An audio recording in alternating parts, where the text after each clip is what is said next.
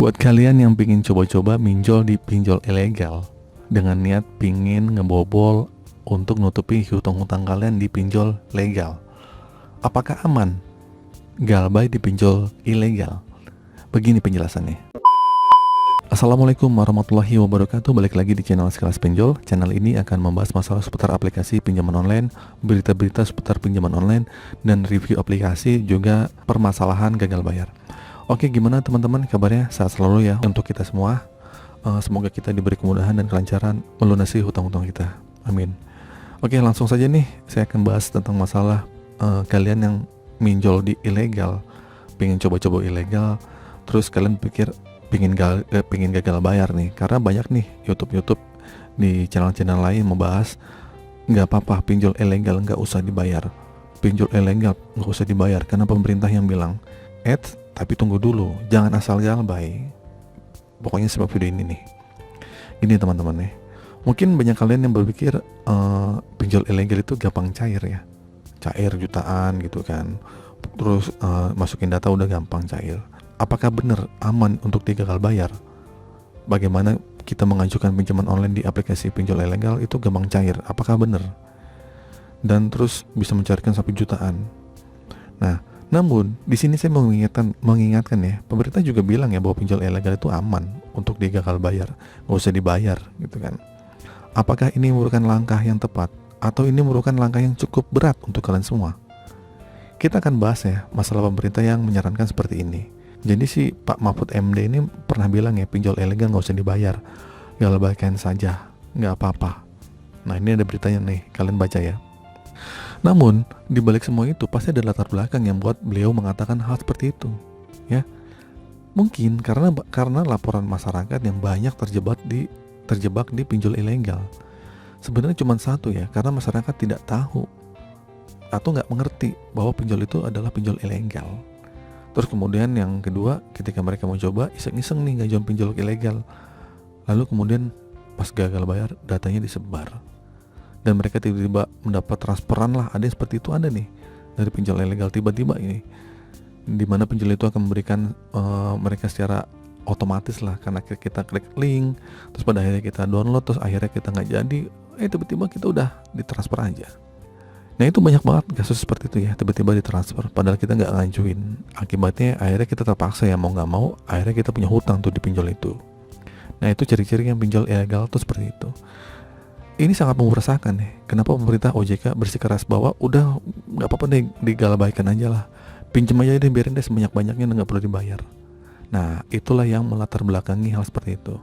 Karena ini sangat resah ya kan, pemerintah dan OJK juga udah nyerah nih kayaknya. Akhirnya OJK dan pemerintah bilang seperti ini, pinjam aja sebanyak-banyaknya, nggak usah dibayar.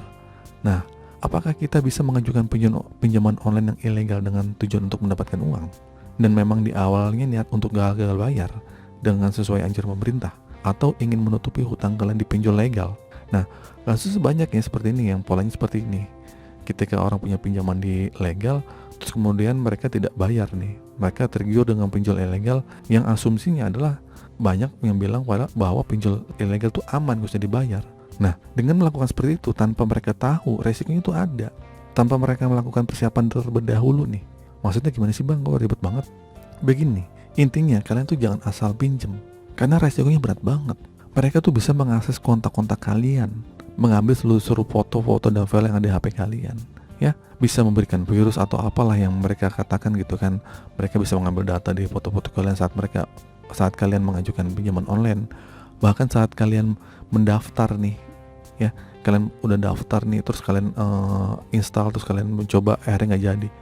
Itu bisa jadi data kamu tuh sudah masuk ke dia, pada akhirnya tiba-tiba ditransfer. Nah, kalian nggak mau ya seperti ini kan. Nah, banyak yang mengalami hal serupa. Mungkin di luar sana yang mungkin orang-orang yang seperti udah profesional ya, mereka mungkin kerjanya udah nggak baik ya, mungkin seperti orang yang sudah mengamankan kontaknya dia, mereka juga tahu bagaimana membobol pinjol ilegal gitu. Pada akhirnya mereka di SCC dengan kontak fake, GPS fake untuk mengakal-ngakali lah gitu kan. Mungkin kalian pengen ngikutin seperti itu, cuma pada akhirnya kalian malah ya kecelek lah, malah akhirnya ujung-ujungnya masuk ke ilegal, dan akhirnya pas gagal bayar kalian disebar data. Nah, itulah ya, kalian tuh jangan coba-coba deh pokoknya gitu.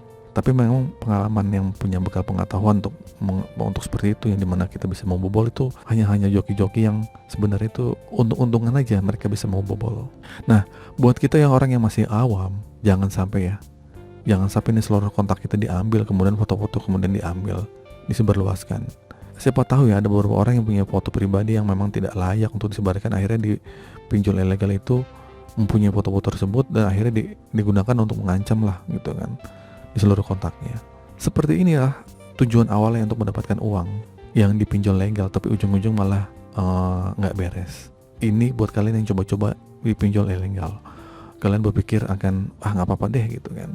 Jadi intinya untuk kalian jangan coba-coba deh, walaupun kalian punya rawatan, walaupun kalian punya apalah gitu kan, bisa ngakses, saya pikir jangan deh gitu kan. Kalau emang nggak bisa, kalau emang nggak yakin, mendingan jangan pinjol ke ilegal. Walaupun pemerintah bilang nggak apa-apa pinjol sebanyak-banyak ya, coba pahamin dulu deh, kontak kalian coba diamanin ya, pakai kontak fake atau GPS fake. Tapi saya yakin deh, kadang juga banyak juga pinjol-pinjol yang ilegal yang udah tahu yang sistem-sistem itu yang nggak bakal bisa dijebol atau dibobol gitu kan. Karena beda banget sama 2-3 tahun lalu. Mungkin dulu mah gampang ya pinjol ilegal itu diakal-akalin. Kalau sekarang mereka tuh udah susah, mereka tuh udah punya database sendiri gitu. Walaupun kalian pakai kontak fake, mungkin tetap aja akan susah gitu kan. Nah, ini buat kalian ya yang nggak tahu pinjol ilegal, caranya gampang ya. Kalian tinggal buka situs OJK, kalian ketik aja deh, kalian Google aja. Di situ ada 102 pinjol yang legal OJK. Selain itu kalau kalian cek nggak ada pinjolnya, udah pasti ilegal. Sekarang zaman kemudahan kita mendapatkan informasi. Kalian tinggal klik aja tuh di Google, searching apakah pinjol ini legal atau legal. Intinya kalau kalian pengen minjem di awal, kalian tuh harus tahu pinjol ini legal atau ilegal. Kadang orang gelap mata sih, ada berpikir yang penting ada tulisan OJK, yang penting ada tulisan Kominfo, udahlah install aja. Padahal pinjol ilegal itu pencatutan ya, mereka mencatut logo OJK biar mereka juga bisa dibilang wah ini resmi nih. Nah itu kan hal yang menipu untuk kalian. Makanya sebelum apapun kalian tuh harus searching dulu, kalian harus tahu dulu, buka-buka internet apakah pinjol ini resmi atau tidak. Jangan salah-salah kalian malah pinjol ke ilegal. Karena kalau ilegal udah pasti sebar data deh gitu kan. Dan kalau sebar data gimana bang? Udah hadapi aja, gagal bayar aja nggak apa-apa lah gitu. Terus gimana bang kalau misalnya buat nggak sebar data? Ya udah kalian bayar. Jadi bingung kan? Maju salah, mundur juga salah. Jadi gitu ya intinya teman-teman ya. Apakah gagal bayar pinjol ilegal atau itu aman atau tidak? Jawabannya terserah kalian. Kalau bilang aman ya silahkan, kalau bilang nggak aman ya nggak aman. Oke, itu saja teman-teman video kali ini. Semoga video ini bermanfaat. Akhir kata, assalamualaikum warahmatullahi wabarakatuh.